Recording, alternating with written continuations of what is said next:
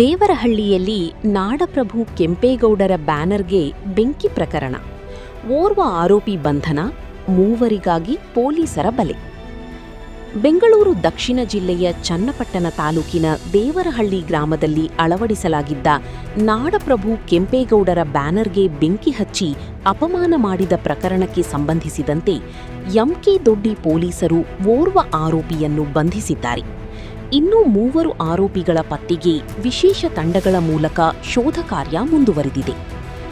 ಬಂಧಿತ ಆರೋಪಿಯನ್ನು ದೇವರಹಳ್ಳಿ ಗ್ರಾಮದ ನಿವಾಸಿ ಶಶಾಂಕ್ ಡಿಪಿ ಎಂದು ಗುರುತಿಸಲಾಗಿದ್ದು, ಆತ ಖಾಸಗಿ ಸಂಸ್ಥೆಯಾದ ಟೊಯೋಟಾ ಕಂಪನಿಯಲ್ಲಿ ಉದ್ಯೋಗಿಯಾಗಿದ್ದಾನೆ ಎಂದು ಪೊಲೀಸರು ತಿಳಿಸಿದ್ದಾರೆ.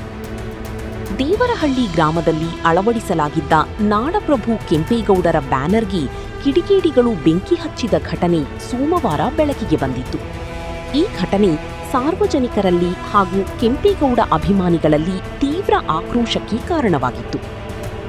ಘಟನೆಯನ್ನು ಖಂಡಿಸಿ ರಾಜ್ಯ ಒಕ್ಕಲಿಗ ಸಂಘದ ನಿರ್ದೇಶಕ ವೆಂಕಟರಮಣ್ಣಗೌಡ ಅವರ ನೇತೃತ್ವದಲ್ಲಿ ತಾಲೂಕಿನ ಮುಖಂಡರು, ಸಮುದಾಯದ ಪ್ರಮುಖರು ಹಾಗೂ ಗ್ರಾಮಸ್ಥರು ಸ್ಥಳದಲ್ಲಿ ಪ್ರತಿಭಟನೆ ನಡೆಸಿ ತಪ್ಪಿತಸ್ಥರನ್ನು ಕೂಡಲೇ ಬಂಧಿಸುವಂತೆ ಆಗ್ರಹಿಸಿದ್ದರು.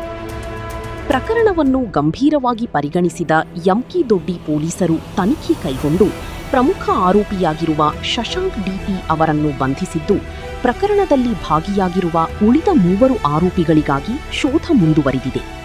ಶೀಘ್ರದಲ್ಲಿ ಉಳಿದ ಆರೋಪಿಗಳನ್ನು ಬಂಧಿಸುವ ವಿಶ್ವಾಸವನ್ನು ಪೊಲೀಸ್ ಅಧಿಕಾರಿಗಳು ವ್ಯಕ್ತಪಡಿಸಿದ್ದಾರೆ. ಕರುನಾಡು ಟೈಮ್ಸ್ ಚಾನೆಲ್ನಲ್ಲಿ ಸುದ್ದಿ ಮತ್ತು ಜಾಹೀರಾತು ನೀಡಲು ಈ ನಂಬರ್ಗೆ ಕರೆ ಮಾಡಿ.